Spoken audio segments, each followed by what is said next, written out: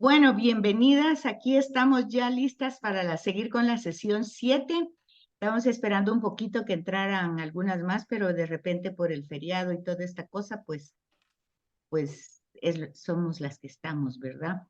Siempre recordando en lo que estamos trabajando, que es un curso muy bonito el de la Santísima Trinidad, y yo espero que de verdad lo estemos aplicando a nuestro lenguaje, a nuestra comprensión, a nuestra vivencia. El entender, por ejemplo, lo que vimos en la sesión 5 del modo de ser de Dios, que lo hemos ido repitiendo en cada sesión porque no se nos debe olvidar que Dios es un espíritu infinitamente perfecto. Infinita, ahí hay dos palabras, infinita, está el espíritu infinito perfecto, lo cual significa que no tiene ningún tipo de límites. ¿En qué nos puede ayudar eso para nuestra vida cotidiana?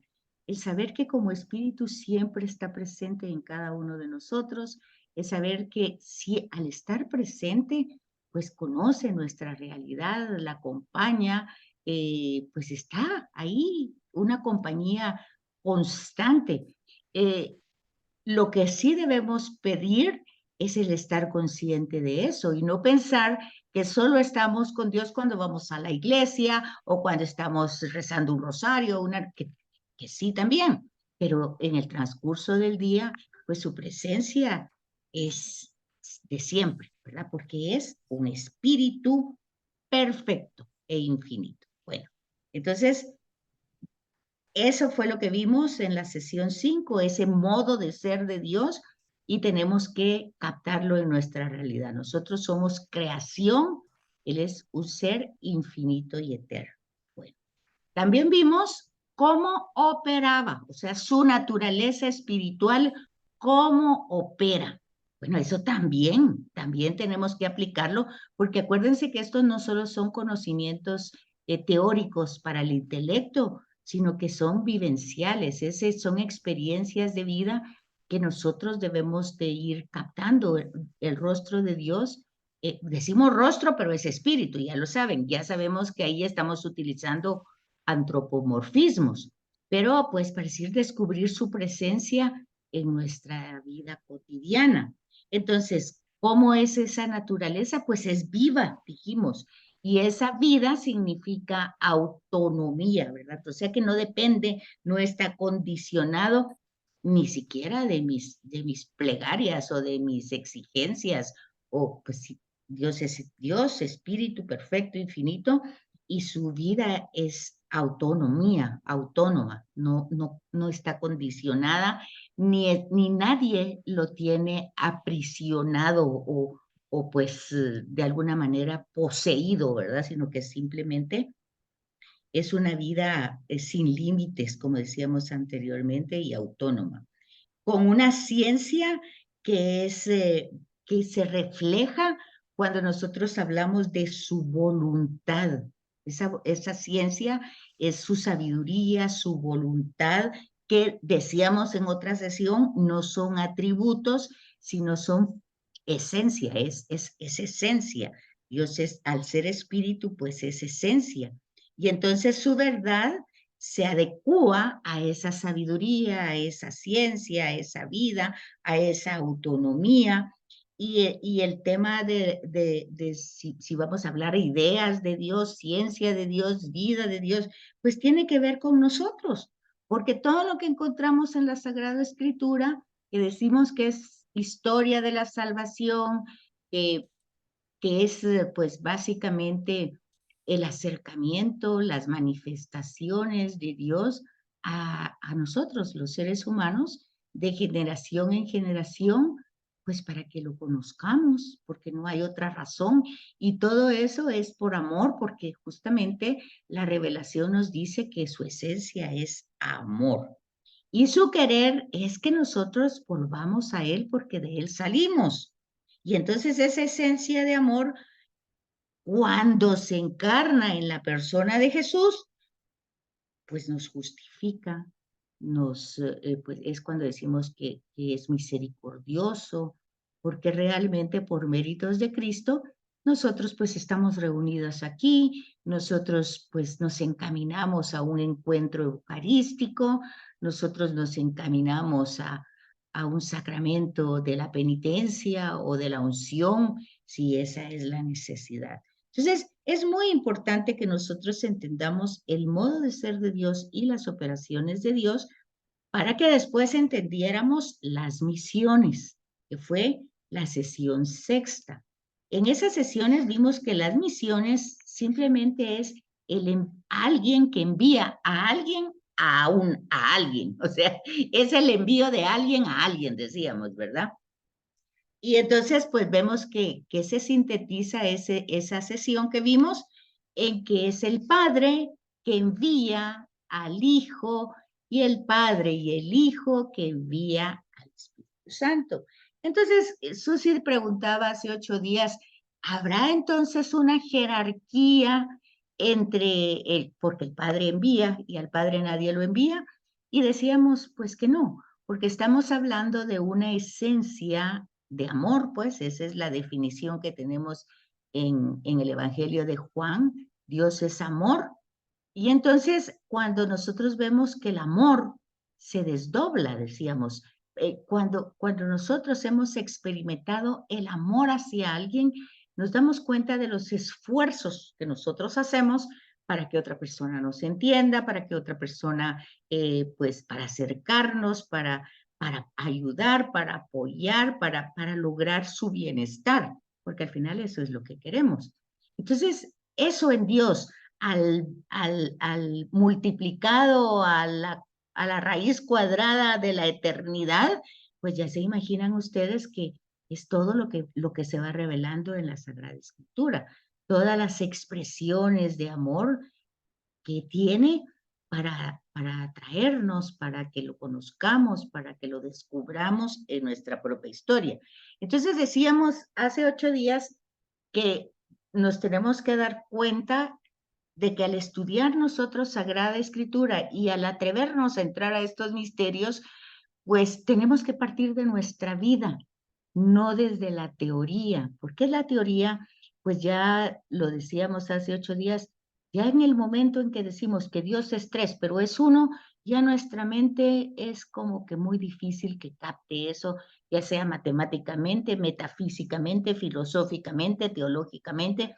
Nuestra mente no puede captar ese misterio desde la lógica humana que tenemos. Pero si nosotros experimentamos a Dios como parte de su creación que nos ha amado, y por eso vivimos, existimos, nos movemos, respiramos, y que lo que tenemos, la familia, el trabajo, la salud, pues son dones, es Dios que se da, que se expresa a través de la familia, a través del trabajo. Si nosotros vamos descubriendo eso, pues descubrimos al Padre. Y luego si vemos nuestra limitación humana, nuestro querer hacer las cosas bien, pero siempre pues con tanta limitación, pues entonces descubrimos en nuestra historia la necesidad del Hijo, o sea, de la redención. Y si nos damos cuenta que por más que nos esforzamos por hacer las cosas perfectas, no podemos, como dice Pablo, no hago el bien que quiero, sino más bien el mal que no quiero, pues claramente vemos la necesidad del Espíritu Santo y podrían ser 4 o 5 porque tenemos tantas necesidades humanas que vamos viendo cómo Dios las va supliendo.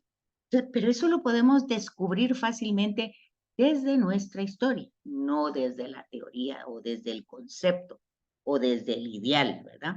Entonces, eso hasta ahí vamos y veíamos ahora en la sesión 7 que para que nosotros pues compartir que Dios es trino, que Dios es Trinidad, pues no es que alguien se lo inventó, sino que es una revelación que el mismo Jesús hace en varios pasajes de la Escritura, pero donde tenemos la fórmula, como quien dice, exacta, pues es en la fórmula bautismal, que cuando ya pues Jesús va a ya no estar físicamente entre nosotros, pues Él nos envía a que nosotros trabajemos. Otra vez vamos a la sesión anterior, la misión, ¿verdad? Es un envío. Entonces nosotros también somos enviados y somos enviados a llevar su persona, su mensaje, sus gestos, sus acciones, sus palabras a otros, a otros. O sea, es el envío que Él hace y nos lo hace a nosotros para que lo hagamos, llevemos a otras personas, a las gentes, es lo que dice Vaticano II, a gentes, ¿verdad? A las gentes, a los pueblos. Y bueno, pues esa es la fórmula, vayan por todo el mundo o por todas las naciones, en aquel tiempo por las naciones conocidas, ¿verdad? Y por el mundo conocido. Y el bautismo, pues es un gesto, un símbolo, una manifestación de en qué manera nos volvemos sus seguidores y sus discípulos. Y entonces dice las palabras de Jesús concretas son, por tanto, id y haced discípulos a todas las naciones, bautizándolas en el nombre del Padre, del Hijo y del Espíritu Santo. Bueno, ahí tenemos la revelación de la Trinidad y también tenemos la revelación de nuestra misión. Y también tenemos la revelación de por qué es necesario formarnos e ir pues como encarnando todos estos conocimientos a la vida cotidiana. ¿Por qué? Porque es el punto de partida de todo cristiano. Es la fórmula de consagración de todo ser humano que quiere seguir a Cristo. Y hablábamos hace 8 días y decíamos a veces la importancia de esa catequesis pues para no dejarla vacía realmente del contenido salvífico que tiene, ¿verdad? Y veíamos hace 8 días también de que esa fórmula trinitaria también la tenemos en Hechos de los Apóstoles. Pero en Hechos de los Apóstoles la fórmula es solamente de Jesucristo. O sea que tenemos, por decir así, 2 fórmulas. El folleto, el manual que ustedes tienen, les dice muy claramente de que esto no lo inventa nadie, sino que en Hechos de los Apóstoles nosotros vamos descubriendo cómo los primeros seguidores de Cristo, o sea, las primeras comunidades, o sea, las primeras eclesías, porque acuérdense que iglesia significa pues reunión de gente, convocación de personas, eclesía, asamblea, es la palabra griega, es eclesía, y significa todo eso. Pues entonces, las primeras comunidades, las primeras eclesías, las primeras iglesias, acuérdense ustedes que Pablo dice a Éfeso, a Gálatas, a Corintios, estamos leyendo a Colosenses, y el Apocalipsis está también a las iglesias, ¿verdad? Que a 7 iglesias. Entonces vemos que cada comunidad es una eclesía, es una iglesia. Entonces, las primeras comunidades también bautizaban solamente en nombre de Jesucristo. Y ahí tienen ustedes la cita, Hechos 2:38. Entonces, esa práctica de las primeras comunidades que Hechos de los Apóstoles decíamos hace 8 días, pues fue escrito como 3 generaciones después de la historicidad de Jesús, pero las comunidades empezaron a reunirse desde el primer momento de que Jesús pues ya físicamente no está con nosotros, empiezan a formarse estos seguidores y estas comunidades. Y entonces aquí encontramos el sentido, contiene todo el espíritu y originalidad de la enseñanza de Jesús y se adecua para expresar el acto con que una persona se hace seguidor, obviamente, de la persona de Jesús. ¿Y qué es lo que significa ese acto original? Pues significa que vamos a encarnar, pues, esa nueva enseñanza. Y tenemos que ir encontrando la novedad de la buena noticia de Jesús, porque si no lo hacemos, no entendemos por qué realmente lo mataron. Porque la nueva enseñanza, la nueva fe es muy distinta a la judía. a la hebrea, ¿verdad? Entonces vemos eso, lo vemos en el relato de la pasión de Jesús, que quienes están realmente interesados en que Jesús no siga predicando, pues son los distintos movimientos judíos que eran monoteístas, que no es que eran malas personas, pero que consideraban que Jesús estaba fuera de sí, o sea, que enseñaba algo que no era, pues, la doctrina, la doxología, ¿verdad? La ortodoxia judía que venía desde Moisés. Entonces, es importante darse cuenta de que lo que importa no es solo que digamos, pues, el que acepta a Jesús en su corazón y lo proclama con su boca está salvo. Bueno, esa es una expresión fuera, hablar de afuera, ¿verdad? Externa, hablar y recibirlo del corazón, pero la parte interna del corazón, pues es un proceso de conversión, porque Jesús dice en su mismo mensaje, es del corazón del hombre donde sale el mal.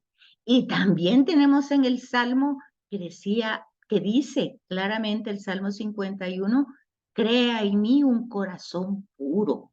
Entonces vemos que todas esas citas nosotros tenemos que aprender a tener una visión en conjunto y darnos cuenta que lo importante es encarnar ese mensaje, abrazar esa nueva enseñanza y obviamente ir comprendiendo que el tema trinitario no es algo, pues bueno, y es que a quién me dirijo, al Padre o al Hijo o al Espíritu, ¿a quién? Pues ya vimos el modo de ser, ya vimos que es espíritu, y entonces el Padre, Hijo y Espíritu, pues están todos totalmente como una familia consolidada en sí mismo. Y al ponerle como una familia, pues, pero eso ya es un lenguaje humano, pues para comprenderlo, acuérdense que en uno de los primeros cursos vimos que para comprender estos temas tenía que ser de forma analógica, o sea, por analogía, o sea, quiere decir por comparaciones. Entonces, nosotros tenemos que ir comprendiendo que esa es, si decimos que es espíritu perfecto y eterno e infinito, si tenemos todas esas características para identificar a Dios, pues entonces en esa realidad espiritual está el Padre, el Hijo y el Espíritu Santo sin que eso tenga jerarquía, sin que sea el Padre mayor, el Hijo menor, no, o sea, sino que es una realidad, esa es la realidad. Como que nosotros decimos, el cuerpo humano está dividido en cabeza, tronco y extremidades, pues que no está dividido, porque la cabeza no va por un lado, el tronco por el otro, y las extremidades por el otro, ¿verdad?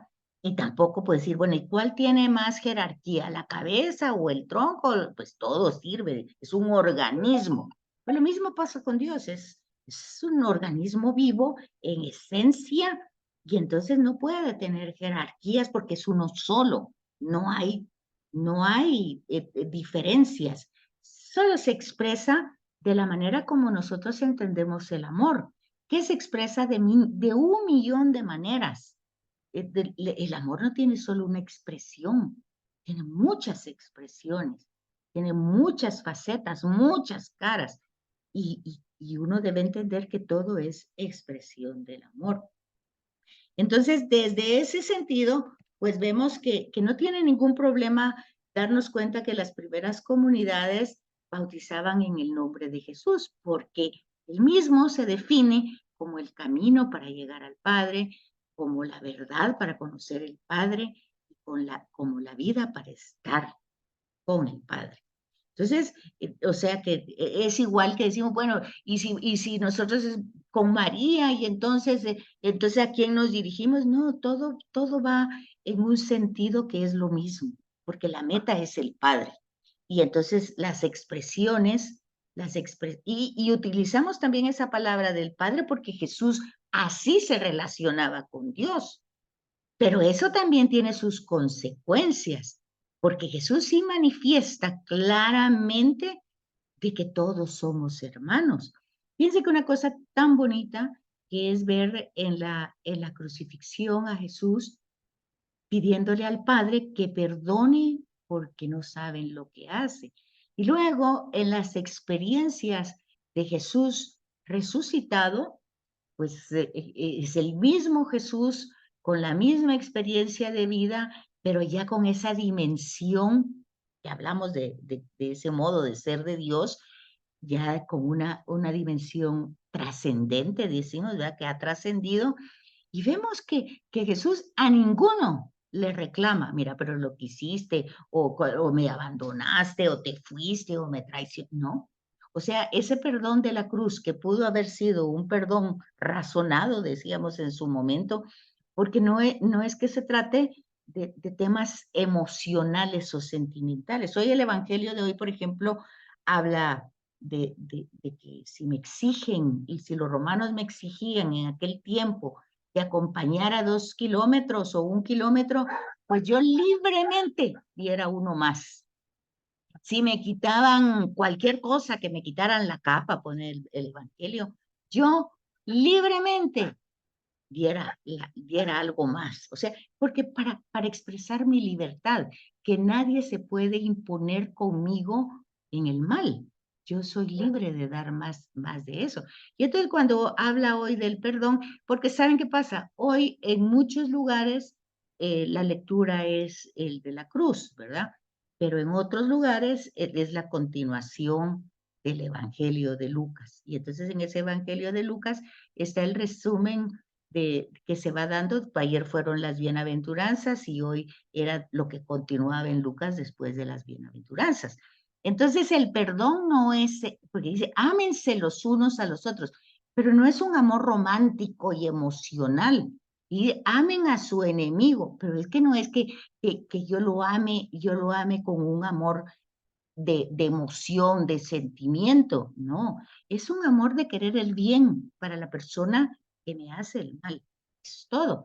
Y ya cuando hablábamos el domingo de que cuando el hermano se equivoca, pues la corrección fraterna, pues acuérdense que decía al final, pues si ya fuiste con uno, ya fuiste con dos, y ya fuiste con la comunidad, no hace caso, pues aléjate, pero ¿qué? Pero donde dos o tres se reúnen en mi nombre, ¿para qué? Para interceder por ese que se ha alejado, que se ha ido de la comunidad, ahí yo estoy. Entonces, ese es el modo de ser de Dios, ¿verdad? Y yo tengo que ir captando todo eso y darnos cuenta que no es que ya falló y bueno, yo ya cumplí con lo mío, ya fui con uno, ya fui con dos, ya fui con la comunidad entera, no hizo caso, bueno, y ahora ya lo abandono y que se vaya, ¿no? La oración. Entonces, a eso se refiere, amen a sus enemigos, no es un amor emocional, sentimental, sino es un amor de compasión, de misericordia, y por lo tanto me lleva a la oración. Bueno, en ese sentido, pero eso obviamente solo se le puede pedir a alguien que es consciente de la fórmula trinitaria y que realmente se ha consagrado como discípulo y desea ser un seguidor y abrazar esta nueva fe. Entonces, fíjense que generalmente se oye que dicen, no, es que eso es muy difícil, que son exigencias muy grandes. Pues es que también el Señor por eso nos ha dejado su espíritu, porque sabe que es difícil, conoce nuestra humanidad, pero la acompaña. Entonces, eso es desde la vida, eso es desde la vida y por ahí vamos. Entonces, en ese sentido trinitario que estamos hablando, bíblico, porque en eso estamos en la Biblia y tenemos que ir buscando los distintos, eh, ¿qué dijera yo? Los distintos textos que nos iluminan para encontrar esta revelación coherente en nuestra vida. Porque, fíjense, por ejemplo, el domingo se hablaba de esa corrección fraterna. Y hoy, en el Evangelio de Lucas, no en el de la cruz, porque en la cruz fue Juan, pero en algunos lugares en la parroquia que yo fui hoy en la misa, pues esa fue esa lectura de Lucas. Y entonces es interesante darse cuenta que dice no hay que juzgar. Bueno, oiga, pero si yo tengo que corregir, ¿cómo hago? Entonces, ¿cómo me di cuenta? debo de corregir algo. ¿Qué fue lo que pasó? Me di cuenta, estoy juzgando, que estoy criticando. ¿Qué estoy haciendo? Pues simple y sencillamente lo que está mal, está mal. Entonces el problema de la corrección fraterna es que no es un desahogo, no es ir a pelear con el otro, sino es simplemente con dolor darnos cuenta de lo que está pasando. El acto, la persona sigue siendo hija de Dios y el trabajo es para volverlo al Padre, para volverlo a la comunidad. Entonces, esto pues lo tenemos muy claro nosotros, por ejemplo, en el bautismo de Jesús, el punto de partida que decíamos que está en los 4 evangelios, la fórmula bautismal que decíamos hace 8 días que lo empiezan a vivir las comunidades y que se llama la didaje, o sea, la enseñanza, que es una enseñanza pues de que no hagas al otro lo que no quieras que te hagan, que trata de comprender, de perdonar, y que no podemos, que nos damos cuenta de nuestra limitación, pero es que nadie lo está diciendo que lo hagamos desde nuestras capacidades, sino que se nos han dado herramientas y el mismo Dios se ha dado a nosotros en la creación, en la redención y en la santificación, entonces, para que nosotros tengamos ese proceso de crecimiento. Entonces, todo esto demuestra dos cosas. La fórmula trinitaria del bautismo, ya sea solo el nombre de Jesús, o donde se deriva el nombre de Jesucristo, o la trinitaria del Padre, el Hijo y el Espíritu Santo, pues lo único que está haciendo es demostrarnos cómo se enseñaba en las primeras comunidades y cómo se adecuaba el lenguaje para expresar el acto de la persona que está consagrando, que quiere realmente ser seguidor de Jesús, ¿verdad? Que le cree a Jesús, que le cree que Él es Dios que se ha encarnado, que le cree que su humanidad entera ha sufrido por mi salvación, que se ha entregado a mí y que me ha dado su espíritu para que yo eleve mi humanidad. Entonces, ese es básicamente el sentido de la fórmula bautismal. Luego tenemos otras teofanías, por ejemplo, la del Jordán. En el Jordán, en el bautismo de Jesús, nosotros tenemos la mención de la fórmula bautismal, pero no como una práctica, sino que es realmente el Padre, se oye la voz del Padre que dice que es su Hijo. Eso hablábamos hace 8 días un poco. Y esta escena la tenemos en los 4 evangelios, narrada de forma diferente, pero está en Marcos, Mateo y también está, ¿verdad? Pero vemos que en Mateo y Marcos se evidencia la nueva creación que se obra y se inaugura en la persona de Cristo. O sea, es una nueva, todos esos seguidores, todos esos que reciben esta fórmula, pues justamente va a ser una nueva humanidad, un nuevo pueblo de Dios, una nueva gestación, ¿verdad? Y entonces Jesús sale del agua como nueva creación, como inicio de esta nueva creación de Dios. Y entonces significa a los seguidores que hagan lo mismo, pues significa la nueva humanidad, que renovó después de las aguas, un poco también haciendo una conexión con el diluvio, porque vemos en los primeros capítulos del Génesis, vemos pues todo el proceso de alejamiento de Dios. Y el diluvio fue como una limpieza, por decir así. Entonces surge, ustedes ven que Noé manda a la paloma para ver si las aguas habían bajado. Pues es un relato mitológico, pero que va expresando realmente la necesidad de renovarse. Y entonces ahora aquí en el Jordán, en Cristo, se realiza de modo definitivo la nueva creación y la nueva humanidad, que salen del agua totalmente regeneradas. Hace 8 preguntaba Susi, bueno, pero Jesús no tenía necesidad de hacerlo. Pues claro, no era porque él lo necesitara. Acuérdense que cuando él asume, la palabra es asumir, decíamos hace 8 días, y asumir no es cargar, no es ponerse en espalda, sino es como para adentro, tragarlo, ¿verdad?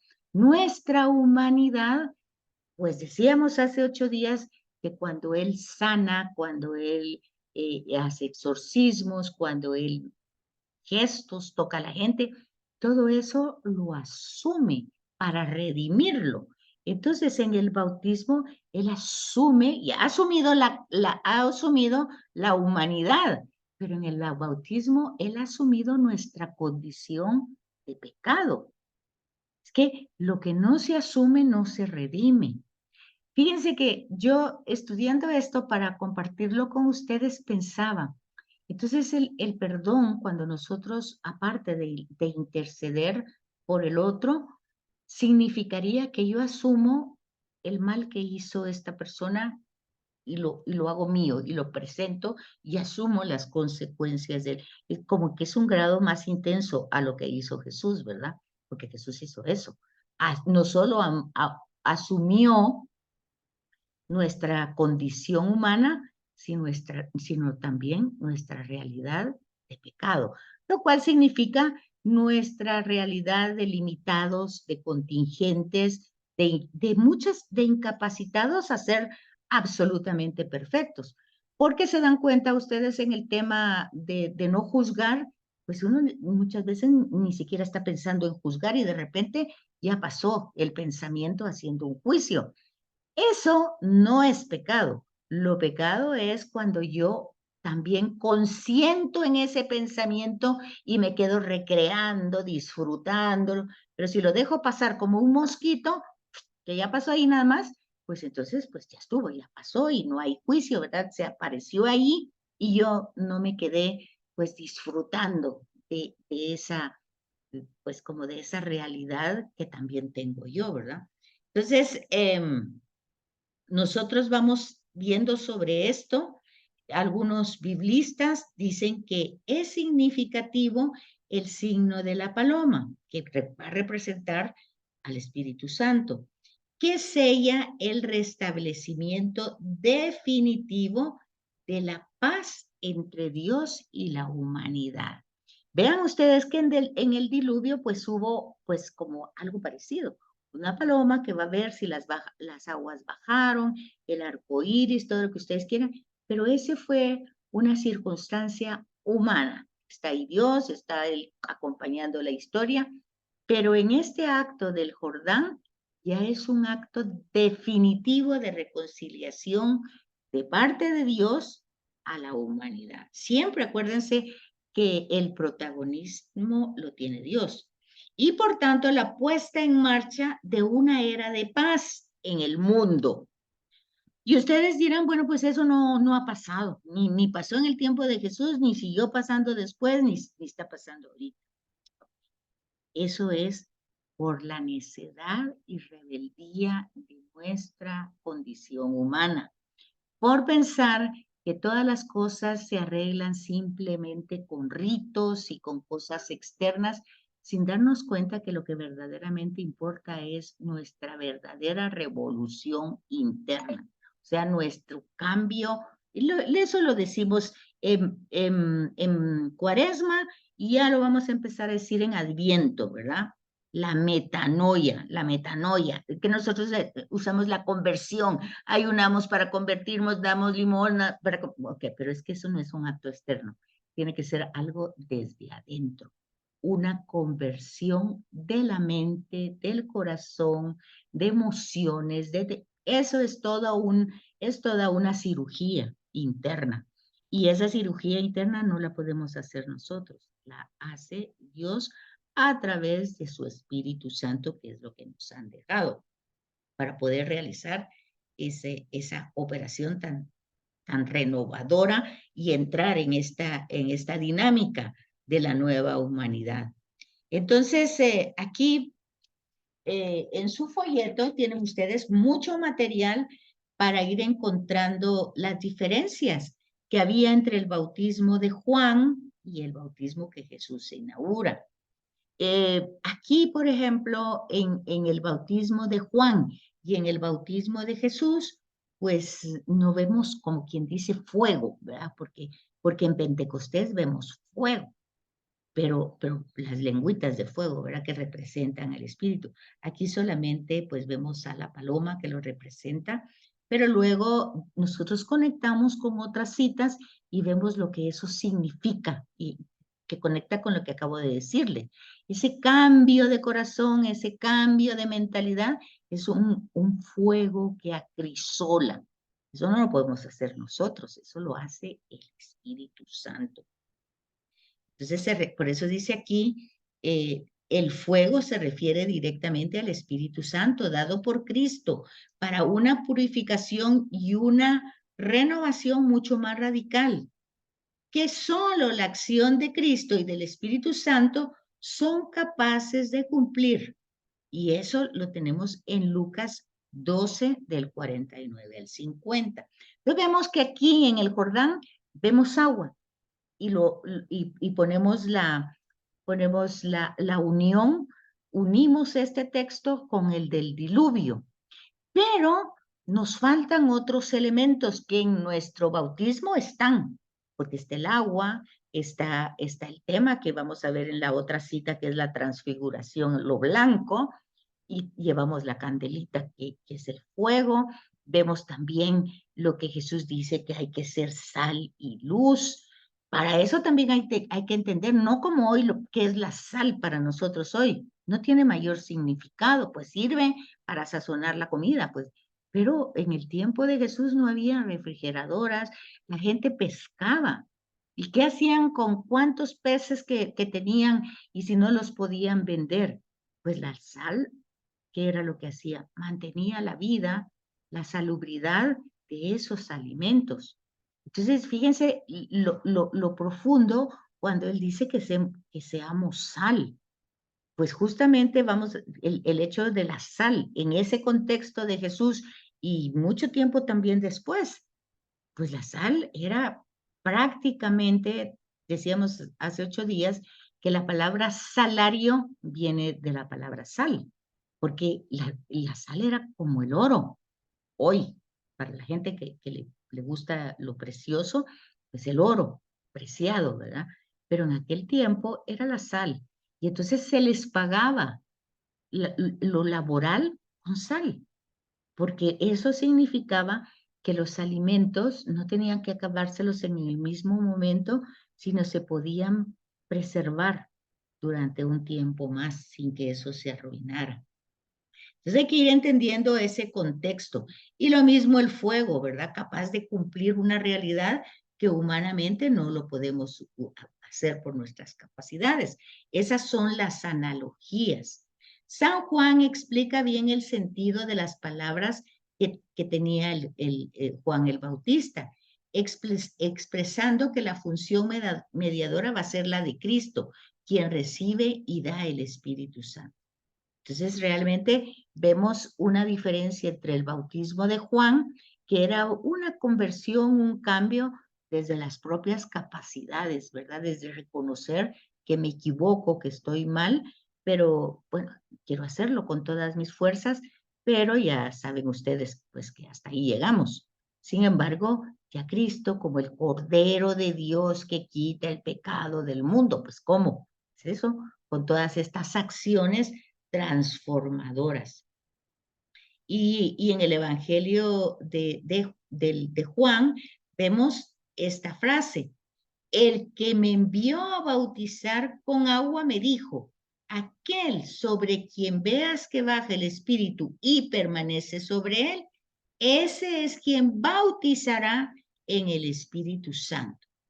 Y como lo he visto, dice Juan, doy testimonio de que Él es el Hijo de Dios. Entonces, ¿no encontramos eso? Lo encontramos en el Evangelio de Juan, capítulo 1, o sea que está en el prólogo del versículo 33 al 34. Entonces, desde una perspectiva soteriológica, ¿qué quiere decir soteriológica? Desde una perspectiva de la salvación. Soter es salud, salvación. logos, tratado. La soteriología es el tratado de la salvación. Entonces, desde una perspectiva de la salvación, es decir, renovándonos como una entidad nueva de creación, y fíjense, no solo como una nueva creación, sino como la posibilidad de divinizarnos. O sea, porque Dios se da, no da cosas, Él se da. Cuando nosotros recibimos la Eucaristía, pues somos un sagrario. Pablo dice, llevamos el tesoro en recipientes de barro. Pero fíjense, el tesoro es decir que somos portadoras de la divinidad. Eso es lo que tenemos que hacer conciencia en nuestra vida cotidiana, darnos cuenta que esto no solo son cositas para ir saliendo, sino que viéndolo desde la vista, desde la perspectiva de soteriología, o sea, del tratado de la salvación, que en un sentido dice, no solo somos renovados como creación, sino de una divinización del hombre, de una alianza definitiva y sin distancia entre Dios y la humanidad. Es increíble, fíjense nosotros imaginar eso de verdad, ¿cómo es posible? De hecho, María dice eso en el Magnificat. ¿Cómo puede ser? ¿Cómo puede ser que pase esto? Entonces, y ahí vean ustedes el Magnificat. Pero ese es de una persona que se da cuenta de cómo actúa Dios. Primero de cómo es Dios, del modo de ser de Dios y de sus operaciones. Entonces, el Magnificat surge de eso. Surge de alguien que se da cuenta de cómo es el modo de ser de Dios y cómo son sus operaciones. Y vean, eso en María es novedoso, pero también lo tenemos en el Antiguo Testamento con Ana. ¿Quién era Ana? Pues la mamá de Samuel. ¿Y quién es Samuel? Pues justamente alguien que no tenía forma de nacer porque Ana era estéril. Y sin embargo vemos ese modo de actuar de Dios y sus operaciones, y Ana se da cuenta que si Samuel nace, pues no es por ella misma o porque era buena persona, no, es todo un modo de proceder y un modo de operar de Dios. Entonces, todo eso que hemos aprendido en Sagrada Escritura, en Cristología, todo eso lo tenemos que ir captando como forma de revelación del misterio. Y entonces, pues ya se fijan ustedes, si no hay una distancia entre Dios y la humanidad, si Dios mismo se nos da para cuando nosotros estamos contemplando esos misterios, pues ya se dan cuenta cómo el Hijo de Dios es amado del Padre y es enviado entre nosotros, entre. O sea, no es de ahí que el tema de las herejías, que nosotros pensamos que Jesús solo es Dios y le mutilemos la humanidad, no se puede, porque entonces quitamos el misterio de la redención, el misterio de la encarnación, ¿y con qué nos quedamos? Pues sí, creemos en Dios, pero en un Dios lejano, ausente, al que yo le hablo, pero no sé si me oye, no sé si me escucha, no sé si está, no sé nada.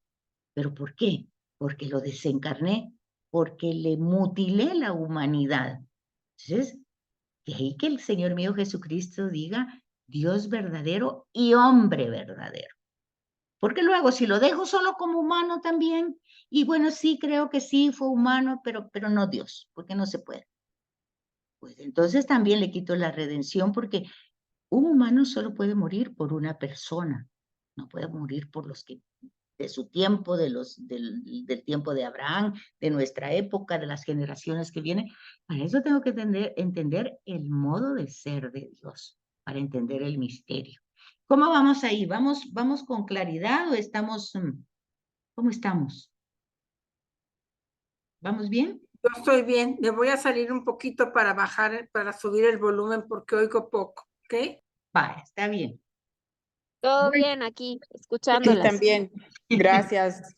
Bueno, Betsaida. entonces nos vamos dando cuenta de eso, ¿verdad? Que todo esto que decimos que creemos y que lo decimos en el credo, pues tiene consecuencias, consecuencias lógicas, lo que hemos estudiado también, la cristología, la mariología, las herejías, todo eso, los concilios, el esfuerzo que hacen los concilios, por ejemplo, para que hagamos las cosas que, que digamos, no nos desviemos de la persona de Jesús o de la realidad de Dios.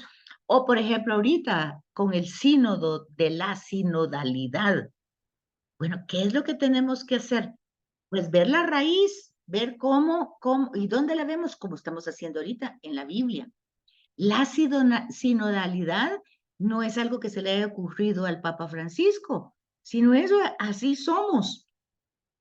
Un solo corazón, una sola fe, un solo bautismo, un solo Señor Jesucristo que camina con nosotros. Entonces, todos vamos como un rebaño y Él es el pastor. Esa es la sinodalidad, no es otra cosa. Entonces, cuando nosotros entramos en confusiones de las palabras, pues no tenemos más que ir a la fuente, y la fuente de la revelación son los evangelios. ¿Sí, Susi? Mira, hazme un favor. Me Dime. quedé pensando desde la vez pasada, ¿cómo haces la conexión con la sinodalidad? Sinodalidad. Con la Ok, sinodalidad. Pues mira, desde el principio, ve aquí, por ejemplo, no nos vamos a ir tan lejos. Veamos con lo que estamos viendo de la fórmula bautismal. ajá, Todo el mundo, vayan y bauticen a todo el mundo. Eso ya es la sinodalidad, es la unión de todos. Está hablando distintas culturas, distintas costumbres, distintas. Todo eso, vayan y bautícenlas a todo ese mundo en el nombre del Padre. Es lo mismo, no se le va a ir a unos de una manera, o estos como son de otra manera y creen de otra manera, lo hago de otra manera, y allá lo hago de otra. No, eso ya es sinodalidad. ok. Entonces, y así lo ves todo, en el Antiguo Testamento igual. La alianza en el Sinaí es una sinodalidad. Yo soy su Dios y ustedes son mi pueblo. Todo el problema de la monarquía y de los jueces cuando entran a la tierra de Canaán es que cada uno se corrompe porque le llama la atención otra cosa y lo quiere hacer diferente. Pero ¿cuál es el problema? ¿Por qué surgen los profetas? Pues otra vez para volverlos a la sinodalidad.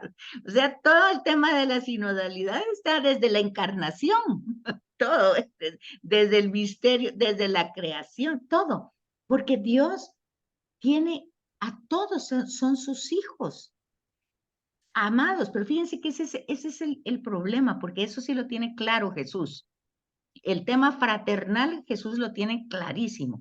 Quienes no lo tenemos claro somos nosotros, porque nosotros hacemos diferencias entre aquellos que no van, estos que sí van, estos que entraron. Nosotros hacemos diferencia. Jesús no hacía diferencia, no lo hacía. Y se daba cuenta, porque sí, confronta a fariseos, a saduceos, a escribas, pero no los confronta en el sentido porque estos sean malos, o sea, ¿no? Ellos creen en Dios y creen que lo que están haciendo es como Dios es, el modo de ser Dios. O sea, Dios es rigurista. Jesús dice, no, pues si Dios no es rigurista, es Padre. Y entonces ellos creen que por ese rigor hay que cumplir el sábado al pie de la letra. Y Jesús dice, no, pero es que no es así. Si ustedes mismos, fíjense, Jesús argumenta y entra en la lógica cotidiana.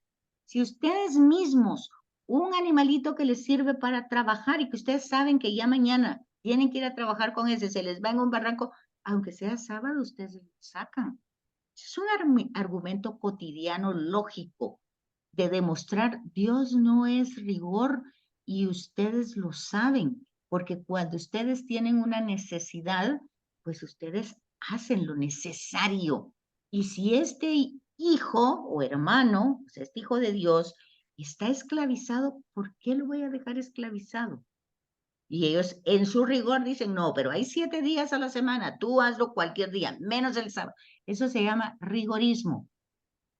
Y así tenemos hoy en nuestra iglesia personas que se llaman pues tradicionales rigoristas, ortodoxos, y tenemos pues al Papa que nos dice, como iglesia, no, pues estamos abiertos, Jesús hizo esto, y nos regresa justamente a la fuente.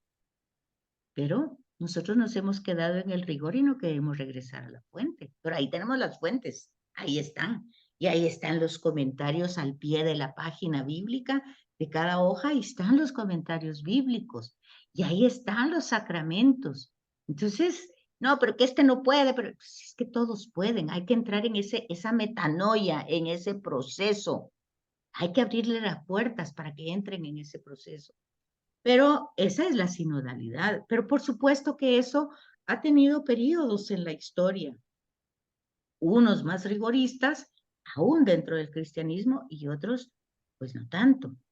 Entonces ahí tenemos esas confrontaciones que las tenían los judíos también y que creo que van a estar siempre, ¿verdad? Porque mientras cada quien, pues, tenga posturas diferentes y no vaya directamente al evangelio y no con sus propias interpretaciones, sino con las mismas que ha hecho el magisterio de la iglesia a través de los siglos.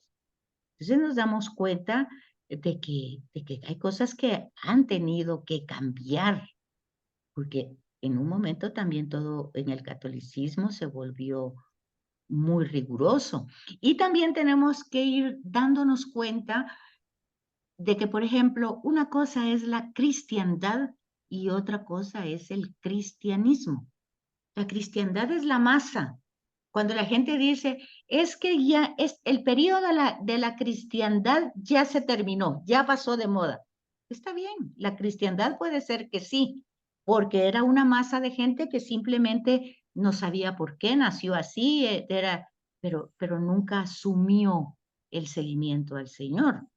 Pues la cristiandad pudo haber pasado de moda, pero Jesucristo es el mismo ayer, hoy y siempre, y no pasará. Nunca pasará. Pues tal vez no habrá multitudes de gente, pero sí habrá siempre gente muy apasionada por él, por su mensaje, por su persona, por su amor, por su entrega. Y entonces no va a pasar de moda jamás, jamás de los jamases. El cristianismo, la cristiandad, pues ya vean ustedes Europa, pues ya no hay cristianos, dicen, pues hay cristianos. Lo que ya no hay es cristiandad, porque la gente se dio cuenta de eso, no tiene sentido.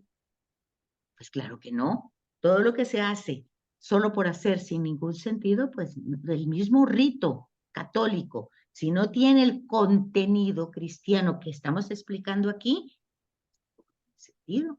Si yo voy al bautismo porque quiero que me curen del mal del ojo, porque el niño ya deje de pujar, porque se le quite la fiebre, pues es que eso no es el sentido. Es otro, eso fue otro sentido. Con buena intención, como ustedes quieran, pero no es lo que se ofrece, no es lo que da el sacramento. Entonces, eso lo tenemos que ir pues viendo. Y aquí pues ya se fijan ustedes que hay que ver ese contexto de esta teofanía, y luego vemos la semana entrante, si Dios lo permite, el de la transfiguración sobre el monte Tabor, porque tiene la misma riqueza bíblica. O sea, no lo podemos ver solamente como una escena. Tenemos que entrar en esa escena y darnos cuenta de qué manera nos enriquece. Vamos a ver de la transfiguración, que mucha gente no entiende esa escena. Entonces la vamos a estudiar un poquito con más detenimiento. Así es que felices fiestas patrias. Los dejo porque ya va a entrar el otro grupo. Ya están entrando, creo yo, que ya me están diciendo que no me conecto. Bueno, Bueno, como hoy no voy a misa porque ya no tengo que llegar temprano a tu casa, a tu clase, pero mañana la misa la ofrezco por ti. Feliz cumpleaños. Disculpa que me equivoqué de fecha. no hay nada que. Bueno, Muchas Jonathan, gracias, muchas gracias. Sí, feliz muchas gracias. cumpleaños. Que Dios te bendiga siempre, que sigas siendo una mujer de bien, de evangelización y que nos enseña tanto. Gracias, Soraya. A ti, gracias, Susi. Feliz día, feliz Feliz. descanso, felices fiestas patrias y feliz fin de semana. No salgan a Gracias, la calle. Betsaida. Estos días no se puede salir a la calle. No. Gracias, Betsy. Hoy es tu cumple. Ayer fue. Felicidades. Gracias. Muchas Rocío. felicidades, Te damos el Betsaida. abrazo el otro jueves. Vaya, el otro jueves me dan el apapacho. Va. Va. Que Dios la bendiga. Muchas felicidades, Betsaida. Igualmente, muchas gracias a ustedes también.